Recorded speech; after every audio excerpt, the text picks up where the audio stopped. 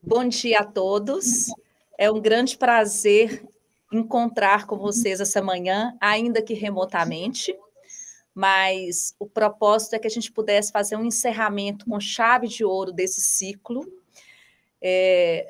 Agora, em 2021, para mim foi um grande presente ter integrado a equipe das Faculdades ProMinas. E é claro que eu gostaria de estar presencialmente com vocês, mas ainda não foi possível. Então, à medida das ferramentas que nos foram fornecidas, a gente conseguiu fazer um trabalho aí remotamente. Mas eu espero que no segundo semestre possamos nos encontrar. E hoje eu fiquei assim extremamente feliz com o convite aceito por uma grande amiga e uma pessoa que eu tenho muita admiração, que é a doutora Tatiana Ribeiro Viana. Pessoal, quando eu comentei com as turmas que a doutora Tatiana reside fora do Brasil há muitos anos e é uma norte-mineira que tem muito para poder falar para a gente, eu falei, olha, o mais interessante de tudo que ela vai contar para vocês, além da experiência profissional dela, a bagagem profissional, mas a experiência de vida, a história de vida.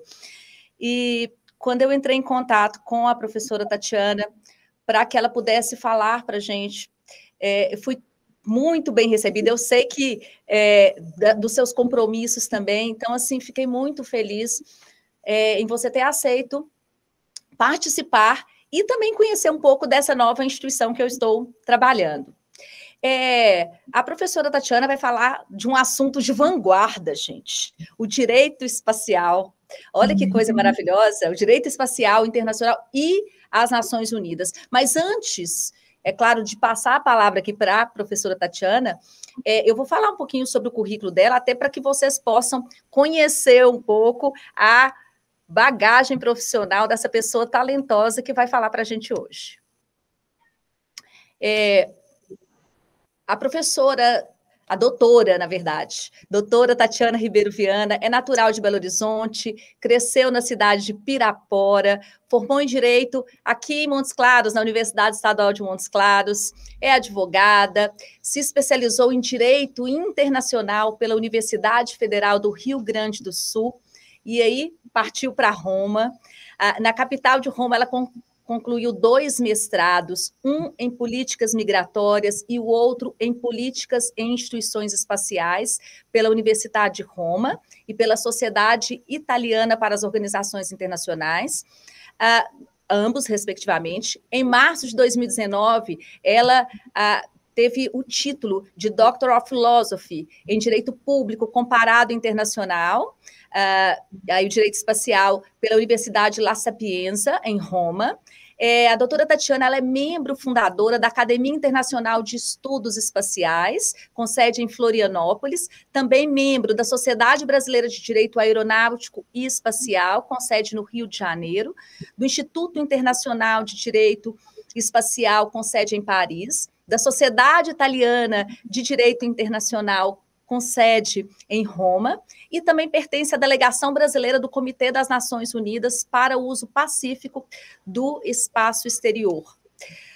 Foi funcionária do Consulado Geral do Brasil em Roma e atualmente ela é professora da Universitária Internazionale per la Pace das Nações Unidas. Você me corrija, por favor, professora. E consultora jurídica em Direito Espacial da Organização Internacional Latino-Americana, com sede em Roma. Ela presta consultoria a várias agências espaciais e organizações internacionais. É autora de vários artigos acadêmicos sobre direitos humanos e direito espacial. E, assim, olha a bagagem, gente, que honra que nós temos de estar ouvindo essa pessoa que, em uma carreira profissional breve, Tatiana tem 20 anos de formada, olha a história que ela tem construído. Então, assim, é um grande orgulho para nós, seus colegas de sala, você pode ter certeza que nós temos um grande orgulho quando falamos de você. E também é um grande prazer ver essa trajetória onde você está hoje. Então, passo para vocês aí, para a doutora Tatiana. Agradeço, só antes de passar a palavra para você, aos alunos que estão presentes, aos nossos professores da instituição, às faculdades ProMinas também, e também ao pessoal da assessoria de comunicação daqui, que está nos acompanhando, a Alana e o Júnior. Professora Tatiana. Querida Kelly, amiga, professora Kelly, eu que agradeço. O prazer e a honra é toda minha de estar aqui com vocês nessa manhã de fresca de Montes Claros, dessa tarde tão quente e úmida aqui de Netuno. Eu moro muito, nós morremos de rir porque a minha cidade se chama Netuno, que é uma cidade a 1h15 de trem de Roma, e é muito interessante porque é uma cidade que está à beira do mar Mediterrâneo. Então, realmente é muito úmido, mas tem a beleza de ouvir sempre o barulho do mar, né? Não o barulho, mas a música, né, das ondas, e ver essa cor maravilhosa turquesa que é o mar Mediterrâneo. Então, a vida é feita de compensações. Então, para mim, é uma compensação de todos os esforços ter esses resultados, né? Poder retornar aos colegas, né, da cidade de onde eu estudei, de onde eu tive as minhas primeiras instruções jurídicas, as primeiras amizades, que até hoje, graças a Deus, né, cultivamos, como a sua, Kelly, que me honra muito e me alegra muito, do seu marido. Então, para mim, é uma felicidade muito grande. Agradeço imensamente ao interesse dos professores e dos alunos. Realmente é uma matéria de vanguarda, acho que é uma oportunidade, não porque sou eu que estou aqui falando para vocês, para os alunos, mas é uma oportunidade exclusiva que vocês estão tendo. Nós sabemos que, não só no Brasil, mas em todo o mundo, são pouquíssimos os profissionais da área do direito internacional. Na realidade, nós podemos contar assim, no dedo das mãos, porque são poucas as faculdades que dão a formação e são poucos os profissionais que atuam, porque são poucos os programas espaciais, né? São poucos os países que realmente, apesar que nos últimos 15, 20 anos tem aumentado grandemente. Então, esses países sentem cada vez mais as necessidades de terem profissionais nessa área, porque se investiu muito na área técnica e científica, engenheiros, né, aeroespaciais. Nós temos no Brasil várias universidades com engenharia aeroespacial, mas com direito espacial quase nenhuma. Então, realmente é o momento, esse é o momento dos profissionais da área jurídica, mesmo porque nós sabemos que o direito e a sociedade evoluem constantemente, as novas tecnologias influenciam em todos os campos das atividades, e a jurídica não está fora, né, dessa mudança. Então, realmente é uma oportunidade muito interessante para os estudantes, não diria mais que interessante, é especial e exclusiva, porque muitos profissionais nem mesmo sabem que existe o direito espacial. Não é ignorância, não. É realmente porque é uma área de níquel, como se diz, né? É uma área exclusiva. Então, para mim, é uma grande alegria poder compartilhar com vocês um pouco daquilo que eu aprendi.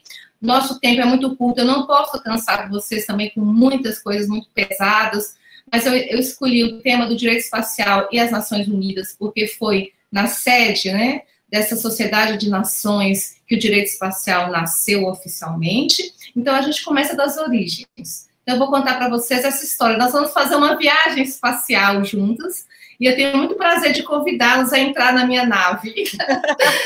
Vamos viajar, vamos sair da órbita nessa tarde. Então, muito obrigada, fico muito feliz. Eu gostaria de dizer que, além agradeço por ter lido o meu currículo, mas assim, uma satisfação que eu tenho muito grande é de ter sido a primeira mulher brasileira a ter obtido um doutorado em Direito Espacial.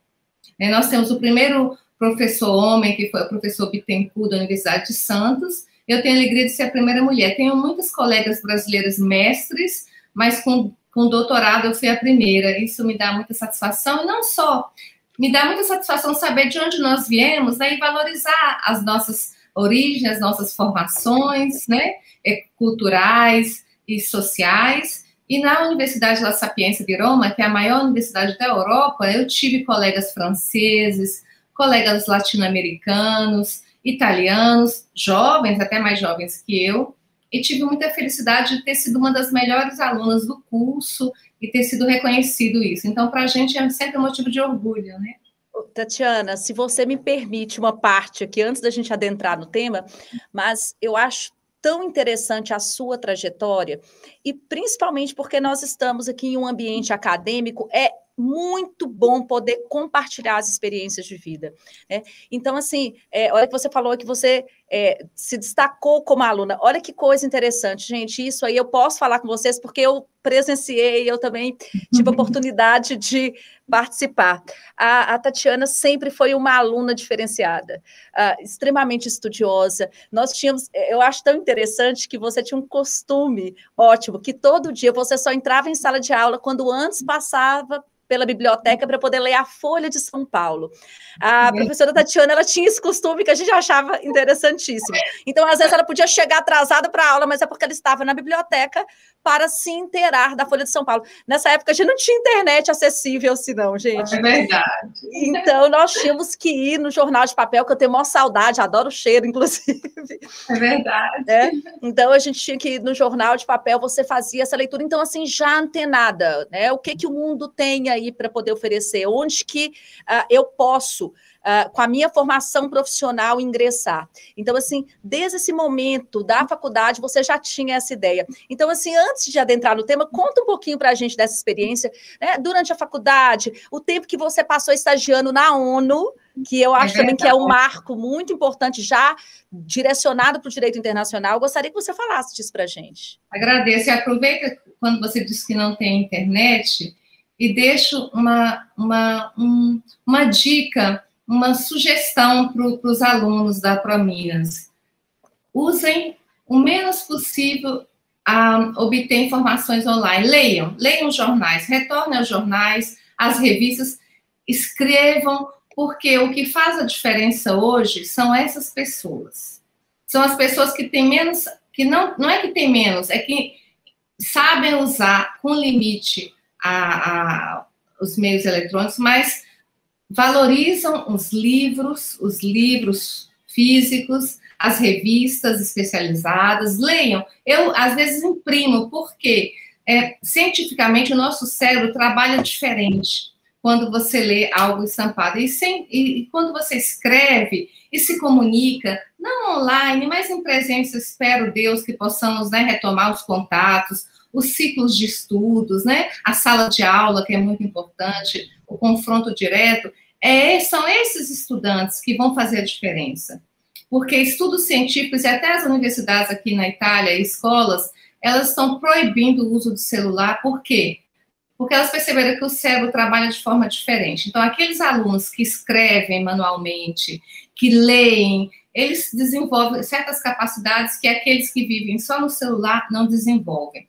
Então, por favor, encontrem um tempo para ler um bom livro de literatura, livro jurídico, uma revista especializada, comprem na banca de revista um jornal. Isso vai fazer diferença para vocês. É uma dica. Com relação à minha experiência nas Nações Unidas, eu acho que tudo começou já em Porto Alegre. Eu acho que é importante ter esse período também de sair, né? Sair da nossa zona de comodidade, né? E sair e enfrentar o mundo. Eu acho que é assim que nós crescemos, que nós nos amadurecemos. Por exemplo, para nós do norte de Minas e para Porto Alegre, já é uma outra realidade muito diferente da nossa, né? O Rio Grande do Sul, a cultura gaúcha, os professores, a forma, por exemplo, na URGS, os professores, eles têm um estilo muito alemão, né? Sentam e leem 30 páginas de leitura. Então, se a pessoa não tem capacidade de concentração, aí por isso que eu digo que, às vezes, os meios eletrônicos, como tem muita velocidade de vídeo, áudio, né, imagens, é tudo muito atrativo, então isso te captura a atenção. Uma professora que lê por uma hora, se você não tem capacidade de concentração, não é habituado, não consegue. E quando eu fui para a Itália, quando eu vim para a Itália, na universidade aqui é a mesma coisa. O professor fica sentadinho assim, ó, por 2 horas lendo ou falando, sem alterar a voz. Então, imagina quem não tem capacidade de concentração, né?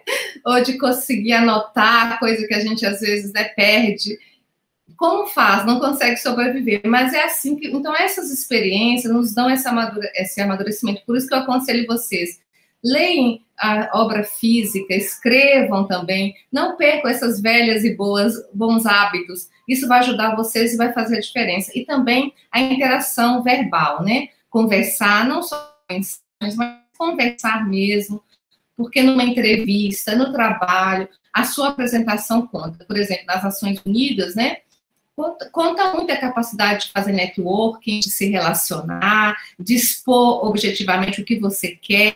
Então, tudo isso é muito importante. Estudar as línguas, né? O inglês é fundamental nessa área do direito espacial, é fundamental. Algumas coisas eu deixei até em inglês, porque é usado o termo em inglês, os termos em inglês. Então, você tem que já conhecer, né, imediatamente aqueles termos. Isso é muito importante para quem quer trabalhar com direito internacional. Mas eu acho que o que mais conta é estudar, não tem outro. Não tem segredo melhor do que estudar, ler. Esse é o melhor. E no mais, é a nossa capacidade de observar, que eu acho que o mineiro tem muito, né, de observar, de saber calar, falar no momento justo, a diplomacia. Nós vamos ver aqui na apresentação também, que no direito especial, no direito espacial, o que mais precisamos estar atento é a space diplomacy, é a arte das relações, né? Isso é importantíssimo, saber relacionar-se bem, saber como vestir-se, saber o que falar em cada ocasião, né? Então, são todas aquelas regras não escritas que fazem a diferença, mas, obviamente, nada disso terá valor se você não tiver uma bagagem dentro de você. E essa bagagem, ela é adquirida na escola, nos estudos e principalmente no confronto com os colegas. Na universidade, nós tínhamos muitos núcleos de apresentação de teses de seminário, né? Cada estudante regularmente fazia uma apresentação do progresso do seu trabalho, ou da tese, ou de um trabalho, ou de um artigo científico.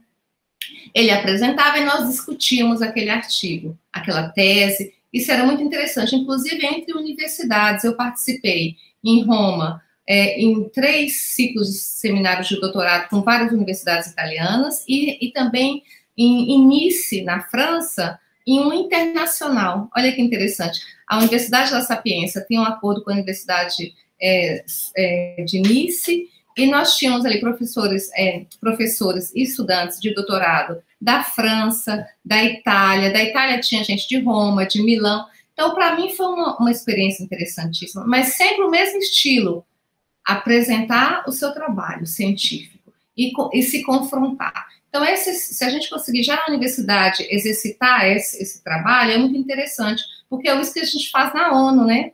Na ONU, cada um apresenta o seu statement, que é o país apresenta a sua proposta e depois discute e confronta.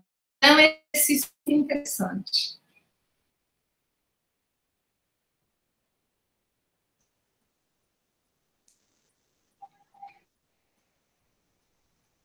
Teve um delay aí, né?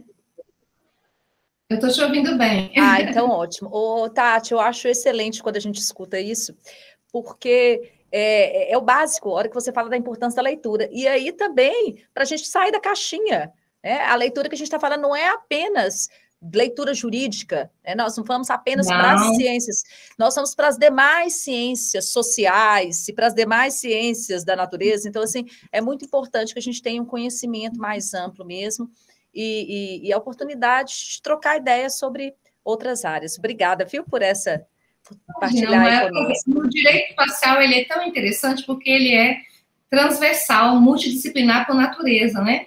O que eu mais tenho contato são com os engenheiros, com os físicos, né? É muito interessante, né? São pessoas maravilhosas, porque eles têm uma visão, né, de vida maravilhosa. Então, isso nos acrescenta, nos faz crescer. Mas eu tive que aprender órbitas, como funciona a transição de órbitas. Eu tive que aprender um pouco de astronomia, de física, para poder... Exato, porque senão, como que a gente vai legislar sobre uma matéria que a gente não conhece, né? Como que eu vou fazer um contrato de lançamento de um satélite se eu não sei o tempo que ele leva para alcançar a órbita, né? Para poder fazer um contrato com os tempos. Então, eu preciso entender também, minimamente, né, de tecnologia de lançamento de satélites para fazer um contrato de lançamento de satélites. Então, isso é muito interessante. Verdade, verdade. Ótimo. Mas pode ficar à vontade aí para ingressar no seu tema. Vamos lá, eu vou compartilhar.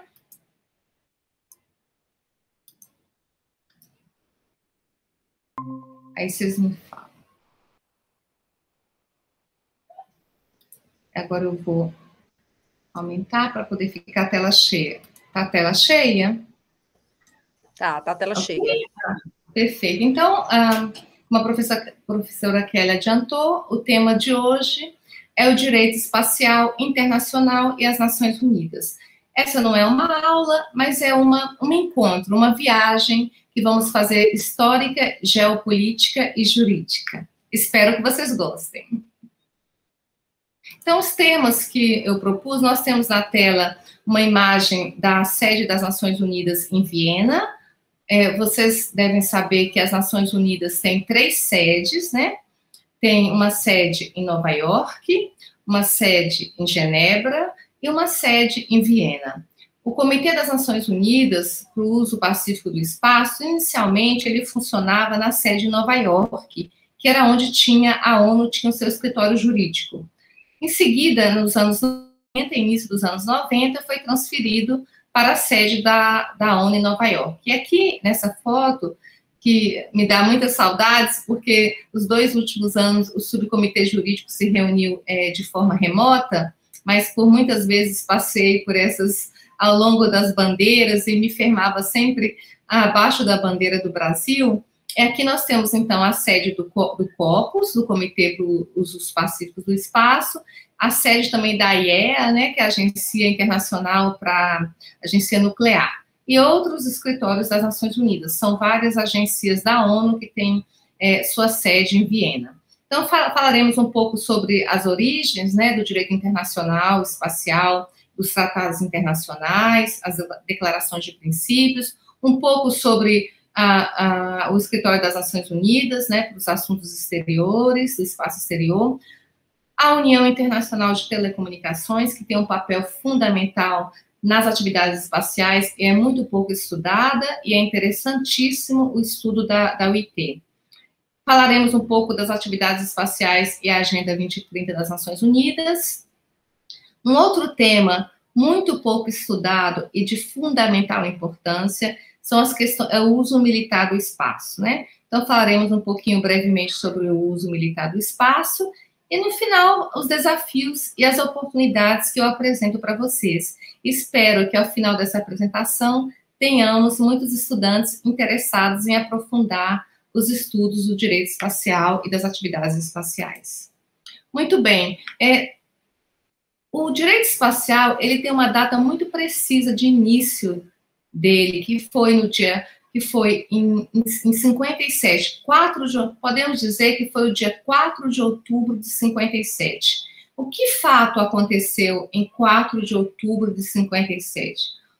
Em 4 de outubro de 57, a então União das Repúblicas Socialistas Soviéticas lançou o primeiro satélite, que é essa esfera que na realidade hoje chamaríamos de um small satellite, um pequeno satélite, essa esfera que vocês veem à direita, que é o Sputnik. Então, o Sputnik foi lançado em 4 de outubro de 57. E nesse período, nós podemos recordar, nós estávamos em plena Guerra Fria, onde as 2 superpotências da época, a ex-União Soviética e os Estados Unidos, se confrontavam pela hegemonia política, econômica e social. Mas o que mais, vamos dizer, fez tremar os americanos, né, em plena Guerra Fria, não era só o fato do lançamento, que a União Soviética saiu na frente com o lançamento do Sputnik, mas sim, o que preocupava os americanos era o foguete que lançou o Sputnik, que era o Semyorka, que é esse que vocês veem na foto à esquerda do satélite. O Semyorka, ele era um foguete lançador, não só de satélites, mas lançador também de ogivas nucleares. Então, os americanos logo pensaram, se os soviéticos foram capazes de lançar um satélite em órbita terrestre, eles podem, com esse lançador, com esse foguete, lançar bombas nucleares em qualquer lugar do mundo, inclusive no nosso território. Inclusive, se vocês forem estudar a Guerra Fria, vocês vão ver que nesse período os americanos começaram a realizar vários tratados bilaterais com países europeus para a instalação de bases americanas. Só na Itália foram instaladas 4 bases militares, que até hoje temos algumas bases militares na Itália. Por quê? Porque os americanos não tinham a capacidade de lançar um foguete do seu território até o território russo ou nas bases aliadas. Mas através das bases na Europa, né, eles tinham essas condições. Então, realmente, nós estávamos em um momento de tensão altíssima. Então, em 14 de novembro de 57, olha só, né, um mês depois, né, um mês ou pouco logo em seguida ao lançamento do Sputnik, né, as Nações Unidas, né, a Assembleia Geral da ONU, que é o órgão máximo das Nações Unidas, vocês veem na foto abaixo que é a sala da Assembleia Geral da ONU, onde eu tive o privilégio de participar no ano 2000 de uma Assembleia Geral das Nações Unidas dentro dessa sala, onde participam representantes de 193 países, inclusive nós, obviamente, que é membro fundador. Então, a Assembleia Geral, já em novembro de 57, aprovou uma resolução. As resoluções são os meios pelos quais a Assembleia Geral, né, aprova as propostas, né, dos países. Então, são resoluções. As resoluções, elas não são obrigatórias com os tratados, né? Não existem consequências jurídicas pela não adequação ou não cumprimento. Porém, elas têm um peso moral muito grande. E na resolução 1148 de 57, né, a Assembleia aprovou um parágrafo, um F, em dizia que todas as nações teriam que assegurar que o lançamento de objetos espaciais deveriam ser exclusivamente para fins pacíficos e científicos. Então, vocês veem, shall be exclusively for pacific use and scientific purpose. Ou seja, era já uma tentativa dos Estados Unidos de que a União Soviética não lançasse bombas nucleares, usasse a sua tecnologia só para fins pacíficos.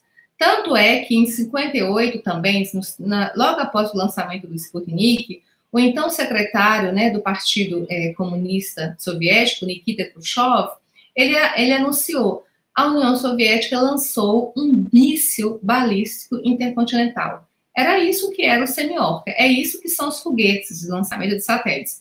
Eles podem lançar tanto satélites como mísseis. É assim que em 58, né, em setembro, né, o embaixador, já antes, está vendo, do lançamento do Sputnik, o embaixador Cabot Lodge, que era o representante americano das Nações Unidas, solicitou à Assembleia Geral que incluísse um novo item na agenda, que era o item chamado Cooperação Internacional no campo do espaço extra-atmosférico. Qual era o objetivo desse item? Era reequilibrar as forças hegemônicas.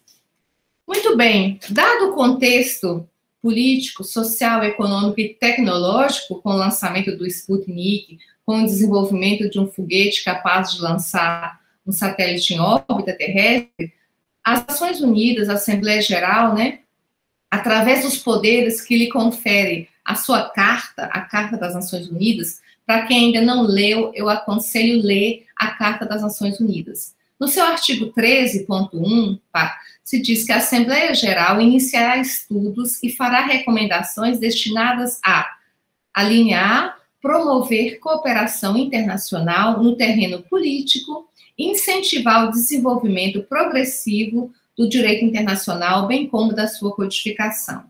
Então, com base no artigo 13 e no artigo 22, sempre da Carta da ONU, a Assembleia Geral poderá estabelecer os órgãos subsidiários que julgar necessários ao desempenho da sua função.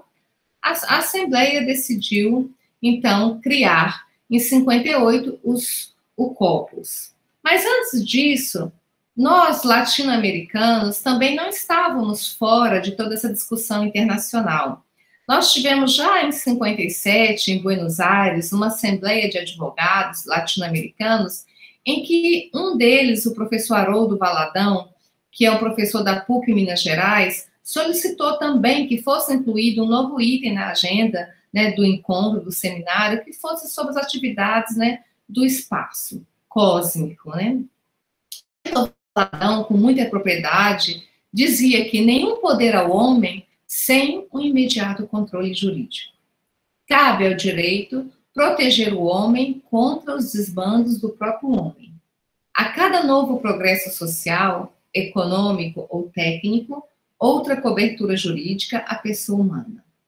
No limiar de uma nova era, o alvorecer de um novo direito. Essa frase é belíssima, eu a uso sempre, porque eu acho que é de uma humanidade, de uma sabedoria, de um conhecimento jurídico e humano tão profundo, né, como deve ser de um jurista, né? Então, o professor Valadão realmente estava corretíssimo.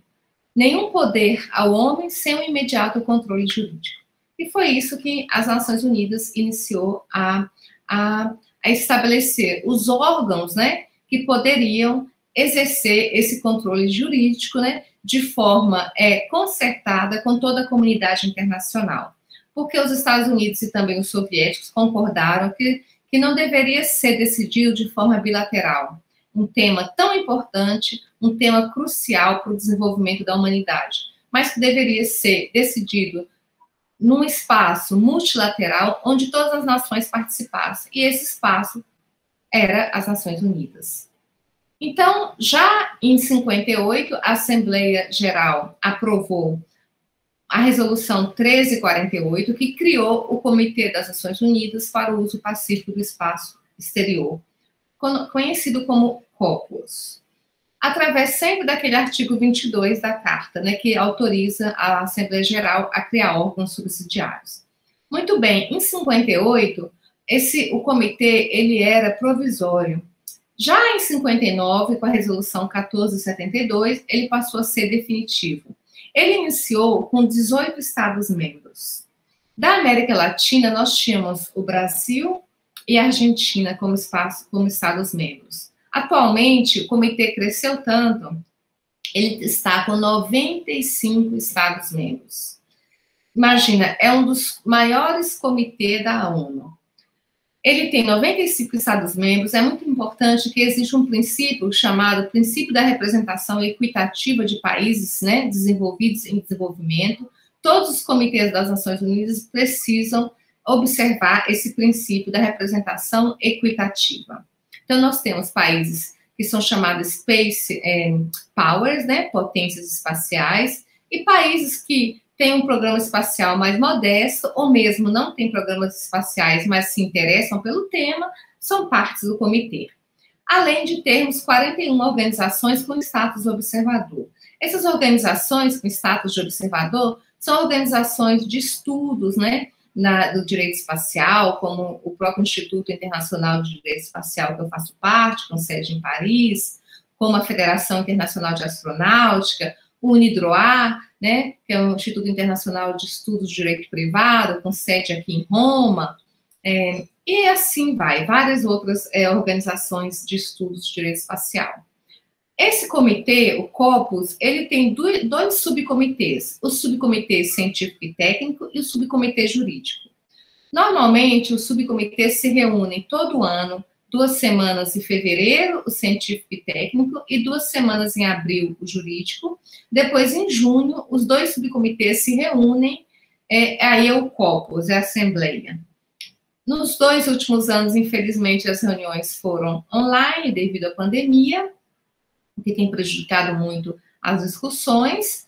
E esse comitê, interessante é que os subcomitês, eles têm os mesmos números de países. Então, os mesmos países membros do COPUOS, eles são automaticamente membros do subcomitê científico e técnico e do subcomitê jurídico. Depois nós temos o comitê, o escritório, né, o Office of Outer Space Affairs, que é conhecido como NOSA. O NOSA é o secretariado do comitê e dos subcomitês, especialmente do subcomitê jurídico, né? Nós temos uma seção especial para secretariar o subcomitê jurídico, e desde a sua criação até hoje, o COPUOS, né, elaborou e a Assembleia Geral aprovou 5 tratados internacionais importantíssimos que regulam as atividades espaciais, aquele controle jurídico que se referia o professor Valadão. O principal tratado, que é conhecido como a Magna Carta do Espaço, é o Outer Space Treaty, conhecido como OST, de 1967. Depois temos o Tratado de de proteção, né, de recuperação de astronautas, de 68. Depois temos uma convenção muito importante, um tratado muito importante, que é o Liability Convention, que é a Convenção de Responsabilidade pelos Danos Causados pelos Objetos Espaciais, 72. A Convenção do Registro, que é outro tratado muito importante, que é sobre o registro internacional e o registro nacional de objetos espaciais, de 1975. E, por último, o Tratado da Lua, de 79. Logo após, nós tivemos também as declarações de princípios, né, que são uma série de declarações, por exemplo, sobre sensoriamento remoto, sobre cooperação internacional, que foram aprovadas pela Assembleia Geral. Então, muito interessante notar o quanto, praticamente, a cada ano, nós tínhamos um tratado aprovado. Vocês sabem que, em termos de direito internacional, elaborar, discutir e aprovar um tratado multilateral pode levar anos, né? Por exemplo, a Convenção do Direito do Mar, né, de Montego Bay, levou mais de 10 anos para ser aprovada. Nós aqui temos quase um tratado internacional por ano. O que isso significa? Isso significa, demonstra, que naquele momento histórico, naquele momento geopolítico, existia um interesse dos Estados em produzir legislação. Então, qual é a mensagem que eu quero deixar para vocês? Que não basta só a necessidade de se ter uma legislação, mas também o interesse dos Estados em aprovar aquela legislação. Porque quem administra o direito espacial internacional são os Estados. Então, tem que ter um interesse legítimo dos Estados em progredir com o direito internacional. Eu deixei aqui do ladinho direito algumas cláusulas importantes do principal tratado, que é o Tratado do Espaço, que eu aconselho vocês de lerem, porque nós temos todos eles em português. O Brasil ratificou os 4 primeiros, só não ratificou o Tratado da Lua. Aliás, nenhuma potência espacial, com exceção da Holanda, ratificou o Tratado da Lua. Mas ele é um tratado muito importante. Não foi ratificado porque ele contém algumas cláusulas que são cláusulas de bem comum, que algumas potências se sentiram um pouco constrangidas em aprová-lo, mas também não só isso, é porque em 79 o contexto geopolítico já era diferente de 67, 68 e 72. Então é muito importante ter em consideração o contexto geopolítico.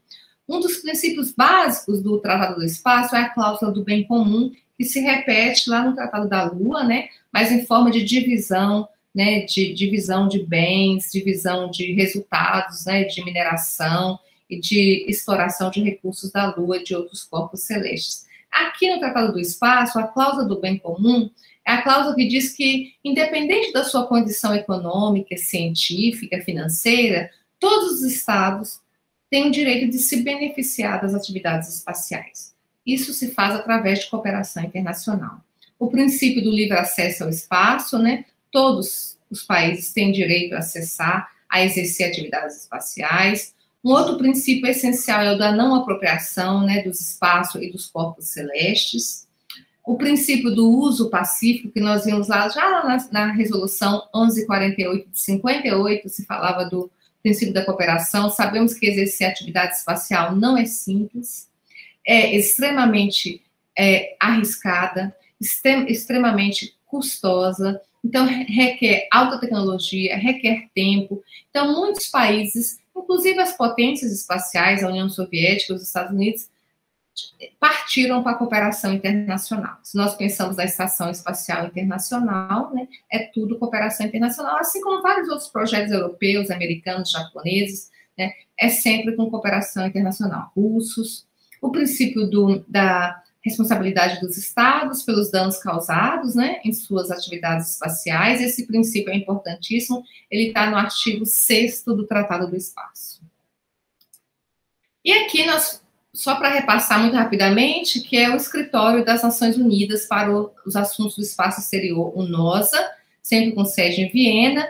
Ele assessora o secretário-geral da ONU, né, na alta administração da ONU para os assuntos espaciais. Então, a diretora do escritório, que é uma italiana, uma astrofísica da Agência Espacial Italiana e da Agência Espacial Europeia, Simonetta Di Pipo, ela representa o secretário das Nações Unidas, né, o Guterres, o português Guterres, em todos os fóruns internacionais referentes às questões espaciais, né, em conferências, assina tratados bilaterais em nome do secretário-geral, né, vimos que a sede é em Viena, bem como a do COPUS e a dos seus subcomitês, que é o Scientific and Technical Subcommittee and Legal Subcommittee, né, eles são bem conhecidos como STSC, LSC. Então, essas siglas é importante que vocês já se acostumem com elas, né? Como OST, que é Outer Space Treaty, é o Tratado do Espaço.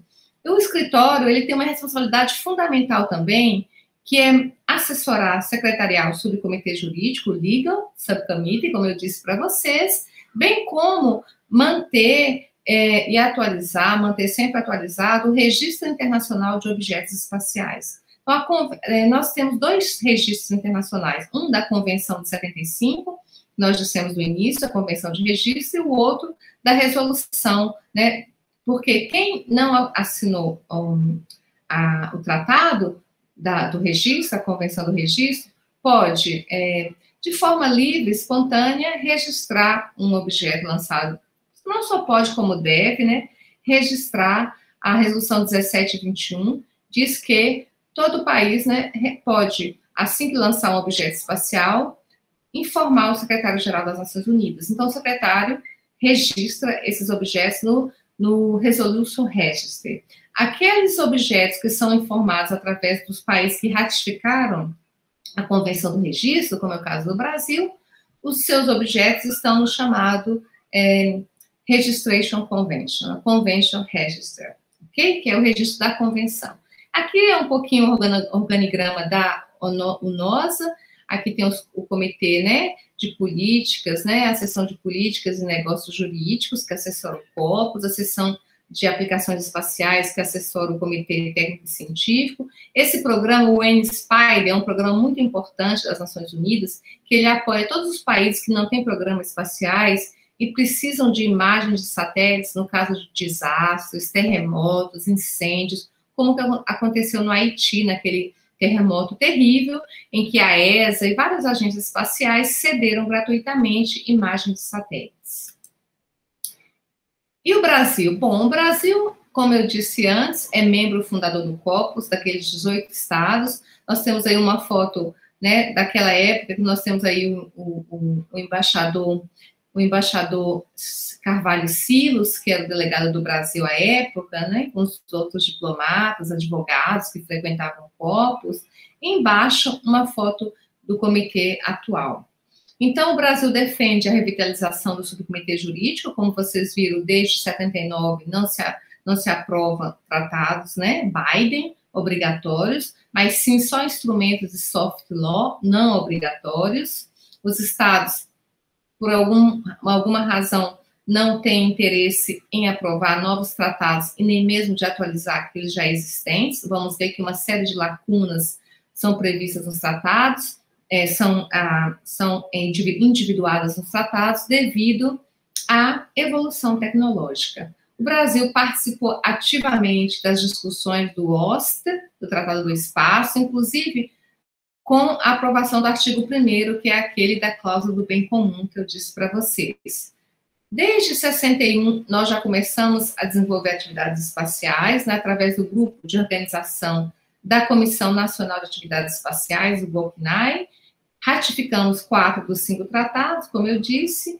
O embaixador Carvalho Silos, ele foi, né, o primeiro rapporteur, né, secretário da primeira reunião do Comitê Permanente em 59, que é a foto que vocês estão vendo.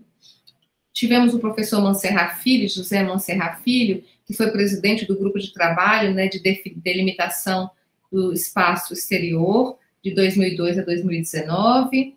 Temos o diplomata André João Rippel, que está na nossa missão em Viena, que foi presidente do COPUS, e teve uma participação muito especial na aprovação dessas chamadas 21 Guidelines sobre Long-Term Sustainability, que hoje nós estamos com um sério problema de sustentabilidade das atividades espaciais, devido ao lixo espacial, devido a uma série de questões de danos, né, que nós causamos ao longo desses 60 anos de atividades espaciais. Tivemos tantos benefícios, mas também temos causado alguns danos ao ambiente espacial e precisamos reparar.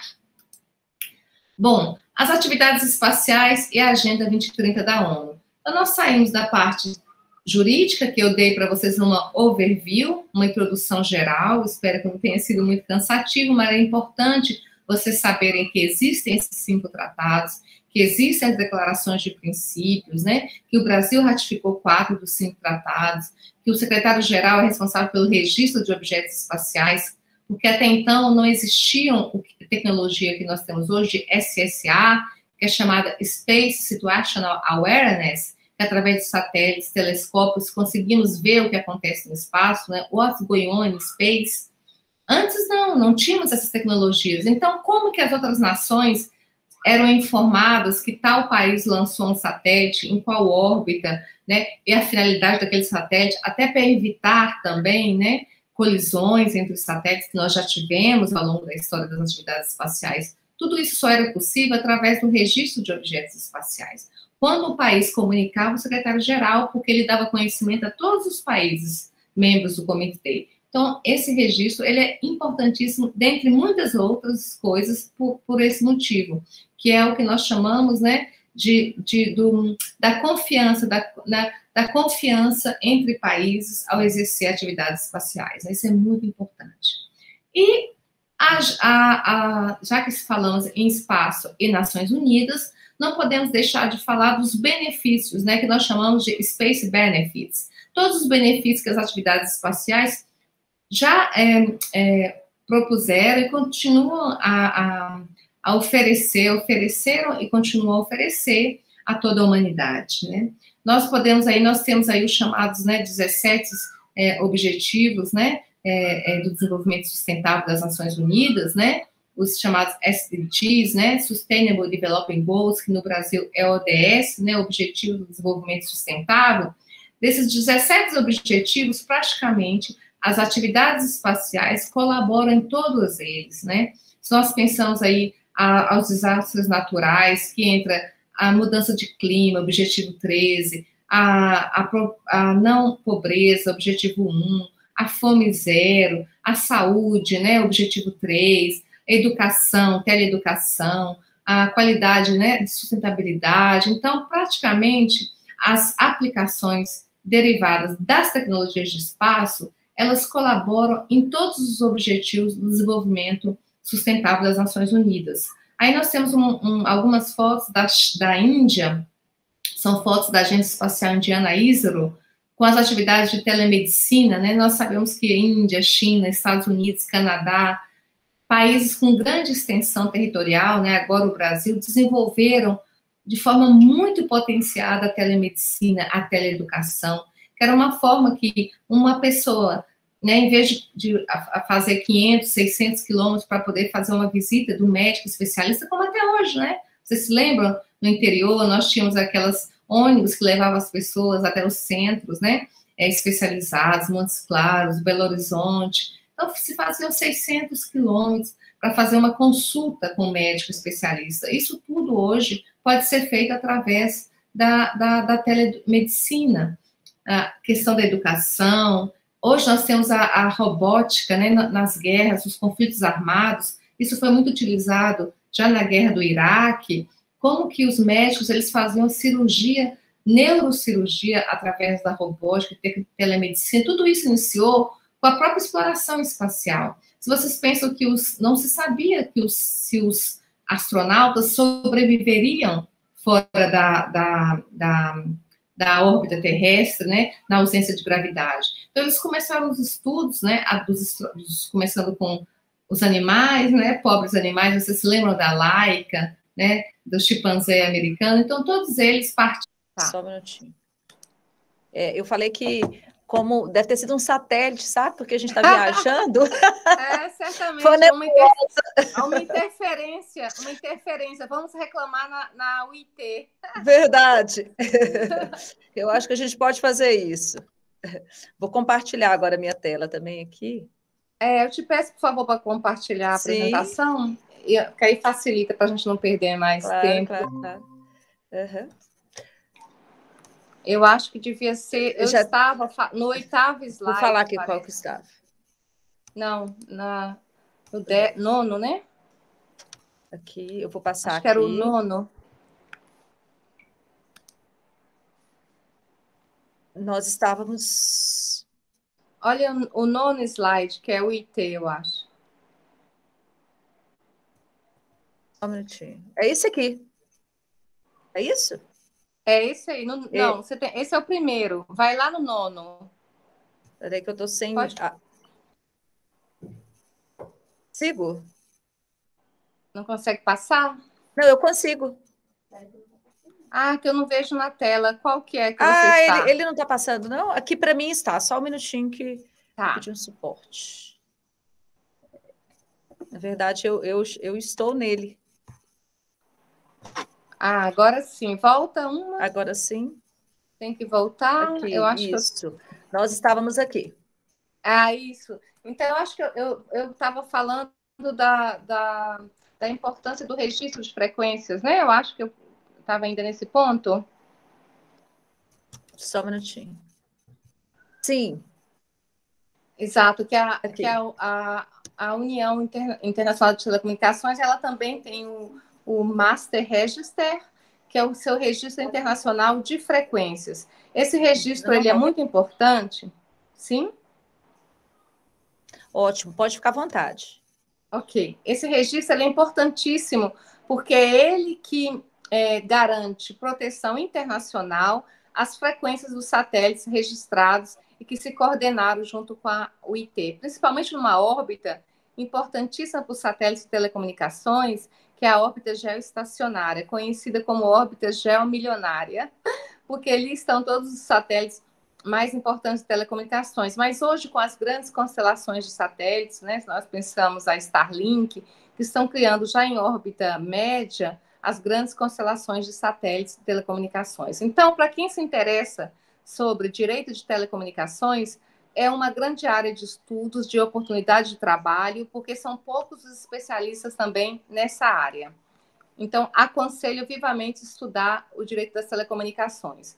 Uma outra coisa muito importante é que o próprio artigo 1º do Tratado do Espaço, eu gosto muito dessa foto, porque aqui vocês têm o primeiro astronauta, né, o primeiro homem no espaço, Yuri Gagarin, que, aliás, nós estamos completando hoje, né, esse ano, em 2021, aniversário do voo do Gagarin, e temos a primeira mulher no espaço, que é a Tereskova, né, a primeira astronauta mulher, também, então, soviética, né, era da União das Repúblicas Socialistas Soviéticas, Valentina Tereskova.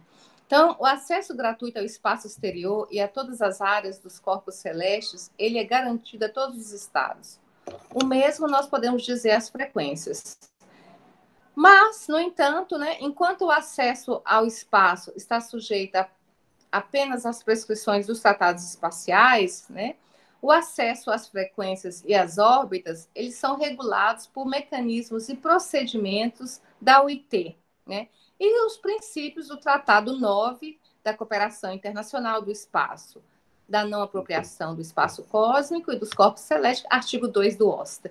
Então, o acesso a frequências, ele é mais complexo, porque ele é vamos dizer, um misto de regulamentos, né, internacionais, seja das Nações Unidas, dos tratados internacionais, seja da UIT, da agência da ONU, especializada para as frequências. Então, é muito interessante a regulamentação jurídica do uso de frequências. Vale a pena para quem se interessa em estudar esse tema. Bom, outro tema muito interessante e muito pouco usado são as questões militares. Você se lembra no início da apresentação, quando eu disse que as questões, à época, nós estávamos em plena Guerra Fria, né? Tinha uma tensão política militar muito grande entre as superpotências, Estados Unidos e União Soviética. Então, os soviéticos e americanos concordaram que as questões militares do uso militar do espaço não seriam discutidas no COPUS, no comitê, mas sim na Conferência do Desarmamento, que tem sede em Genebra. Então, eu coloquei a foto para vocês da Conferência do Desarmamento. O COPUS, ele trata de usos pacíficos, uma vez que ele trata de uso pacífico, ele trata também de uso militar. Mas todas as questões ligadas à não proliferação de armas no espaço, a questão da cybersecurity, né, a ameaça cyber, que são questões muito importantes hoje, muito atuais, elas são discutidas lá na Conferência de Desarmamento em Genebra. Então, o espaço, né, atmosférico, os corpos celestes, né, eles têm uma dimensão além da soberania dos estados, como nós vimos, não tem direito de apropriação, né, é bem comum da humanidade, né.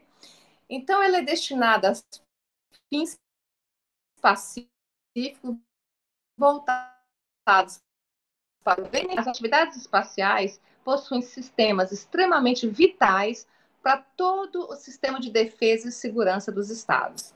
Então, isso também não deixa de ser um perigo para o uso pacífico do Estado, porque tem o que nós chamamos de weaponization, que é o posicionamento de armas no espaço. Então, nós temos vários tratados, né, como o chamado Tratado PAROS, né, que é Prevention of Arms Race in Outer Space, né, prevenção de colocamento de armas no espaço, que são todos discutidos ali na Conferência do Desarmamento.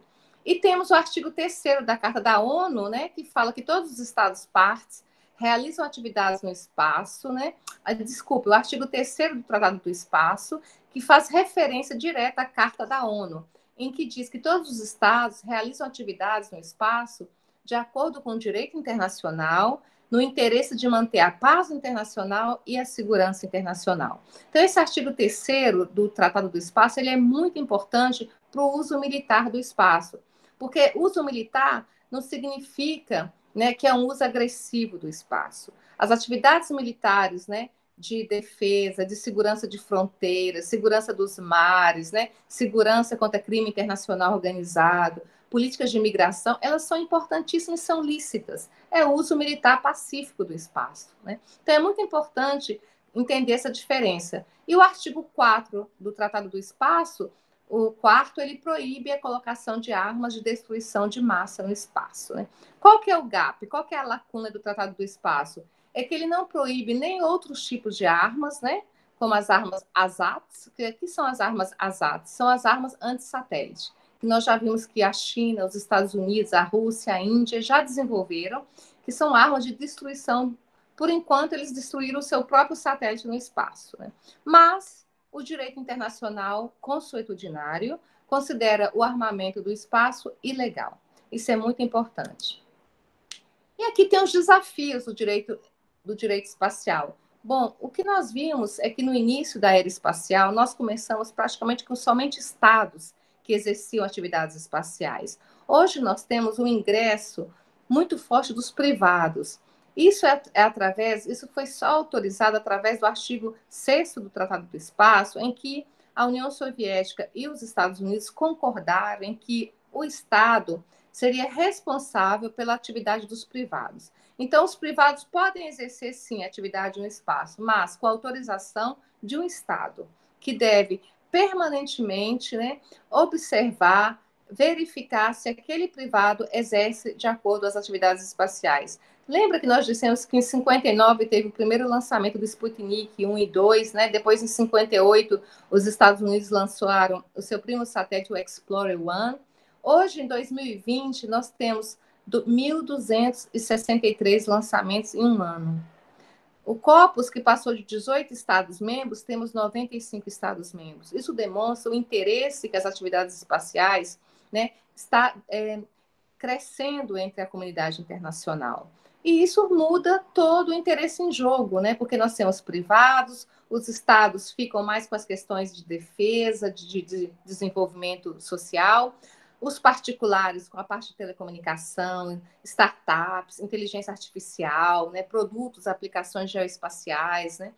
E o setor espacial nacional, que nós hoje não falamos, que nós falamos de direito espacial internacional, tratados internacionais, o setor espacial, porque cada nação tem seu programa, tem suas leis, tem seu regulamento. Aí teríamos que ter uma outra aula sobre espaço nacional, mas os espaços compreenderam que as atividades espaciais é um motor de crescimento, não só no motor de privilégio geopolítico, diplomático, mas também de crescimento mesmo científico, social, econômico, industrial e jurídico institucional. O Brasil lançou a partir de 85, o seu primeiro satélite, o BrasilSat-1, e até hoje nós lançamos 36 objetos espaciais. Bom, eu termino então a apresentação com os chamados desafios e oportunidades para os operadores da área espacial. Então, é muito interessante que eu não estou falando aqui de operadores da área jurídica, mas da área espacial, porque aqui nós podemos entrar com advogados, engenheiros, psicólogos, economistas, né? Space Economy, nós falamos dos privados no espaço, os administradores de empresas, os técnicos. Então, o desafio é para todos. E as oportunidades, por exemplo, para os juristas, né? Nós vimos que as questões chaves do direito espacial é o espectro civil-militar. Então, tanto na área civil como militar, nós precisamos de ter juristas, de ter técnicos, né, que desenvolvam teorias, que orientem os estados, as empresas nas suas atividades. A questão dos detritos espaciais, que nós não enfrentamos hoje, porque não tínhamos tempo, que é uma questão super atual, né? O Space Debris, que hoje é sustentabilidade, né? Fala-se que se nós não resolvemos o problema, seremos impedidos de lançar satélites nos próximos anos. Então, essa é uma questão que é muito ativa no Corpus, muito interessante, muitas teses, muitos estudos, mas ainda falta muita ação. E aqui nós falamos de revisão do Tratado do Espaço, né? Nós sabemos que os tratados não são cláusula pétrea, eles podem ser modificados, né, com a autorização, com o consentimento das partes, né, dos Estados partes, mas existe hoje uma resistência muito grande da comunidade internacional em refazer uma revisão do Tratado do Espaço.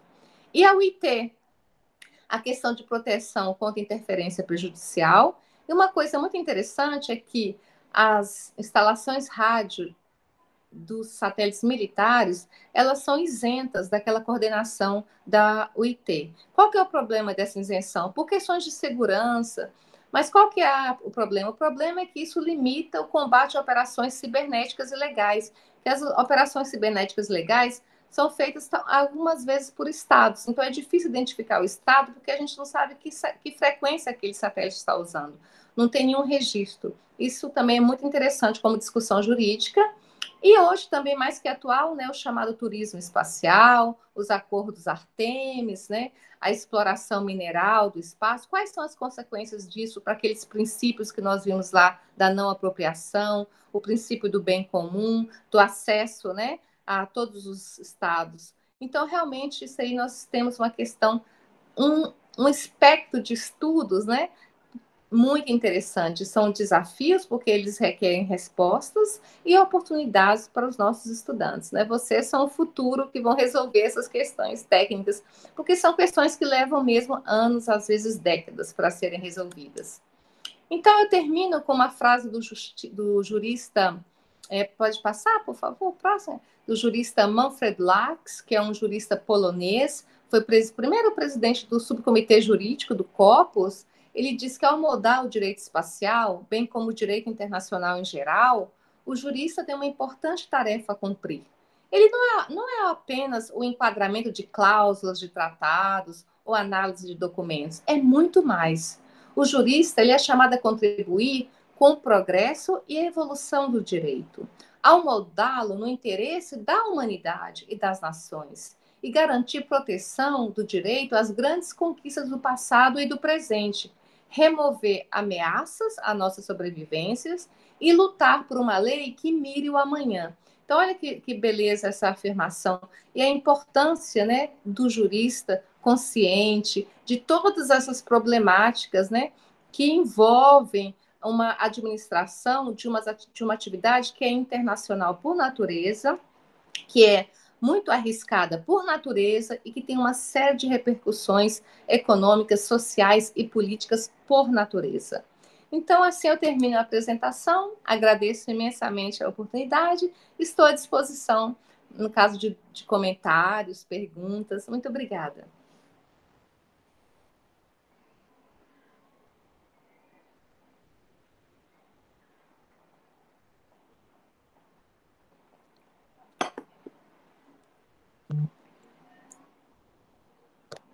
Professora Tatiana, sabe qual foi a minha sensação que eu tive? Que a gente estava fazendo um brainstorming, ou seja, uma chuva de ideias. É verdade. O propósito dessa sua fala, eu acho que é realmente abrir para que a gente possa oxigenar também os pensamentos sobre as novas perspectivas do direito, né? Quando você foi falando aí, eu pensando, que interessante, desde o início o Brasil ele se colocou numa posição de protagonista também desse processo, né? Então, às vezes a gente fica se queixando muito a respeito do nosso país, né, nessa corrida aí de tecnologia, mas nesse aspecto o Brasil ele é extremamente avançado, né? E aí a gente vê também um reflexo nisso nos profissionais da área do direito correrem atrás para se inteirarem desta nova ciência. Então, assim, eu fico muito feliz em ver que a gente está sendo muito bem representado, não só as participações desde o início, como você traçou aí o histórico da evolução do direito brasileiro frente ao direito espacial, mas também dos profissionais brasileiros que querem trazer essa contribuição para o nosso país, como é o seu caso. Então, assim, todas essas ideias que você tem e podem trazer para a gente, isso agrega muito. E a gente precisa disso, de pessoas que queiram fazer a diferença, queiram trazer um novo direito, né?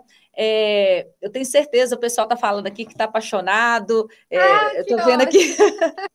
Fico super feliz. Então, assim, porque realmente um tema apaixonante, né? Apaixonante. A gente poderia também falar sobre diversas perspectivas. Então, olha que coisa boa. Fica já o convite. Com muito prazer. Para que a gente possa pontuar alguns assuntos, né? Olha só, nós temos questões aí, falei aqui a questão do satélite, né? Que a gente caiu a nossa conexão, mas isso é uma questão muito importante, como fica essa utilização, a questão do acesso à informação, por exemplo, né? Como até a questão da privacidade de informações e privacidade no que diz respeito, já que nós temos satélites aí que têm acesso a todos, como que fica a minha questão a minha privacidade e o direito à privacidade que eu tenho? Quando a gente vê que chega lá o Google e vai, filma dentro da minha casa, né? E eu não permiti isso. Então, nós temos muitos aspectos. A questão do meio ambiente. Olha essa quantidade de satélite que nós temos, que gera também aí um passivo ambiental muito grande. Então, assim, como temos assuntos para tratar, né? Então, eu fico, assim, extremamente feliz. Inclusive, aqui tem até uma pergunta, eu vou falar para você, o professor Laurenício, professor nosso da casa, está perguntando se o Brasil, mesmo sendo signatário com as necessidades de uso da tecnologia espacial, como que fica a disputa da hegemonia com os países ricos? Ótima pergunta, professor Laurenício, obrigada. Essa é geopolítica, né? Isso é geopolítica, e realmente as Nações Unidas, né, todos os sistemas multilaterais, eles não são, vamos dizer, ausentes, né, de toda essa questão geopolítica. Então, por exemplo, nós no Copos é muito interessante porque o que nós vemos, né, fora do comitê, às vezes, por exemplo, questões, por exemplo, russo-americanas, né, ou chineses americanos que estão sempre em conflito por questões econômicas, né, porque nós sabemos hoje que as superpotências hoje são China e Estados Unidos, né, e que realmente se contrapõem em várias áreas, né, da geopolítica, a Europa no meio, a Rússia. Então, a coisa interessante do espaço é que, em plena Guerra Fria, né, em plena, realmente, supertensão das potências União Soviética e Estados Unidos, nós tivemos uma cooperação internacional, a primeira na história, que foi a missão Apollo-Soyuz, que quando os americanos e os soviéticos fizeram a missão juntas. Então, isso foi uma imagem belíssima para a comunidade internacional de como, não obstante as tensões geopolíticas, no espaço, o espaço, ele é hoje tão necessário, ele é tão arriscado, que as potências, não obstante as adversidades geopolíticas, elas cooperam. Essa é a beleza do espaço. Então, a gente vê lá no Copos, muitas vezes os statements, né, que são chamados como as falas, né, dos delegados, muitas vezes eles são duras, né, porque realmente refletem a posição política do país, Mas depois, quando tem os grupos de trabalho, está todo mundo junto, colaborando, trocando ideias. Então, eu acho que para o uso pacífico do espaço, e não só do espaço, mas vamos dizer, para a paz mundial, eu não tenho nenhuma dúvida que as atividades espaciais, por sua natureza internacional e por sua natureza requerer cooperação, é um instrumento de paz, de diplomacia muito potente. Aliás, seria um tema muito bonito para uma tese. A importância das atividades espaciais para a paz mundial, a cooperação internacional, recuperar todos esses estudos, né? Esses projetos, isso seria muito bonito. Olha, tem uma pergunta, o professor Laurenice agradece. Tem uma pergunta aqui muito interessante também, que é da professora Jéssica, perguntando se existem casos de julgados de desobediência de Estados-membros aos tratados de espaço, e nessas situações de descumprimento, isso é considerado crime contra a humanidade? Como que essas situações de descumprimento dos tratados são levadas? A ótima pergunta, muito obrigada, professora Jéssica, né? Os tratados, eles já prevêem no seu texto original as formas, né, de resolver conflitos. Então, primordialmente, os tratados eles preveem o canal diplomático. Essa é a primeira tentativa prevista nos tratados. São ativar os canais diplomáticos, né, para a resolução pacífica das controvérsias. Então, nós tivemos, por exemplo, um exemplo, ela perguntou a questão de casos, né?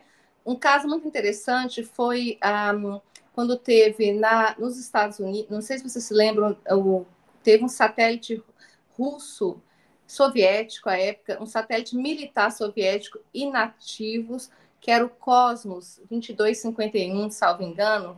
O satélite, ele tinha energia nuclear, ele era inativo e quando ele reentrou na atmosfera, ele caiu no Canadá, num vasto território de floresta conífera canadense, e poluiu um território vastíssimo, contaminou mesmo com materiais radioativos. Então, o Canadá, com base no tratado, que é o Tratado de Responsabilidade, a Liability Convention, que eu mostrei para vocês, né, na primeira apresentação, quando eu falei dos tratados. Então, com base no Tratado de Responsabilidade de 72, que é a Liability Convention, acionou, né, a diplomacia soviética e solicitou a reparação do dano, né? Então, porque a convenção fala que o dano tem que ser reparado integralmente, é um pouco como acontece na reparação internacional. E eles, inicialmente, os soviéticos se negaram, mas eles conseguiram, dialogaram e entraram em acordo em um valor. E aquele valor foi pago aos canadenses. Então, a controvérsia se resolveu de forma diplomática, pelos canais diplomáticos. E assim tivemos outros casos de colisão de satélite americano com satélite russo, também resolvido através de canais diplomáticos, né? Então, esse tem sido o canal preferido pelos países. Por quê? Um motivo muito simples. Os juízes não tinham conhecimento de tratado do espaço, de direito espacial. Então, até as empresas privadas preferem não levar causas privadas aos juízes comuns, porque eles não têm conhecimento da matéria. Então, eles não arriscam causas de milhões de dólares, né? Um satélite custa milhões de dólares, né? Então, o que eles tentam sempre resolver pelo canal diplomático? Se não conseguir, normalmente eles levam para a Corte Permanente de Arbitragem. Porque a Corte Permanente de Arbitragem tem lá uma área específica para espaço. Inclusive, nós temos o professor Lavo Bittencourt de Santos, que ele é juiz da Corte, né? Atualmente, eles mudam, né, de tempos em tempos. Então, vai para a Corte. Os Emirados Árabes criaram agora uma Corte Permanente de Arbitragem para as questões internas, né, que envolvem empresas dos países árabes. Então, é sempre tudo muito especializado. Então, inicialmente, canais diplomáticos, normalmente os privados tentam resolver também pelos seus canais internos ou diplomáticos através dos seus próprios países. Caso contrário, Corte Permanente de Arbitragem. Nos Estados Unidos, como eles já têm uma grande história e um programa espacial muito ativo, eles conseguem resolver através... Eles têm muitos casos internos já julgados pelas cortes internas, mas muito questão muito privada de direito interno, não de direito internacional do espaço. Ótimo. Eu estou vendo aqui a gente falando, não, eu fiz uma verdadeira viagem com essas informações. Um comentário aqui. Que belo, eu fico muito feliz, uma satisfação. É verdade. Professora Tatiana, olha, é um assunto que a gente poderia ficar aí o resto do dia para poder falar, né? Encantador.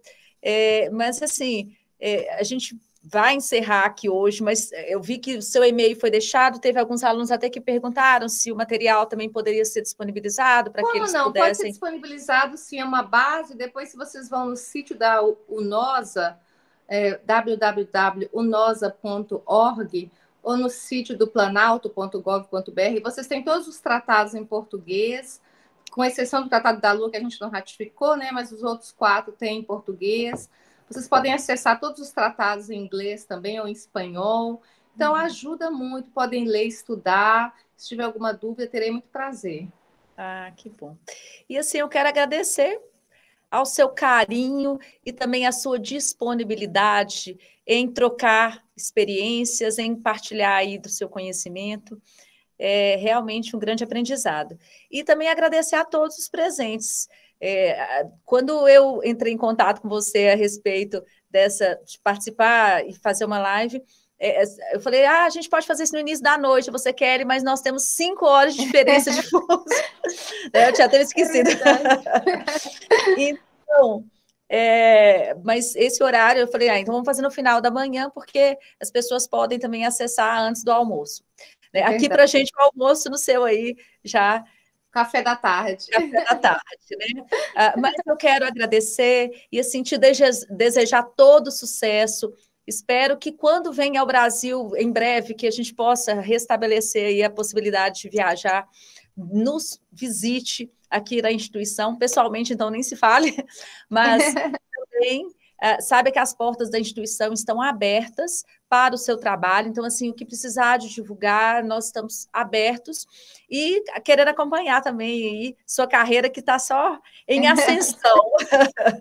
Fico muito feliz, agradeço imensamente, terei muito prazer em visitá-los e fazermos uma discussão conjunta, tomando um cafezinho, comendo pão de queijo. Verdade, Foi uma viagem maravilhosa, viu? Então, senhores passageiros, reentramos em órbita terrestre com segurança. Com certeza, com segurança. Gente, um abraço. Então, tenham um bom dia, uma ótima semana. Aos acadêmicos, um bom recesso, que a gente está iniciando aí o recesso desse primeiro ciclo, com o final desse primeiro ciclo. Um bom descanso para vocês também, tá? Um abraço. Um abraço. Muito obrigada.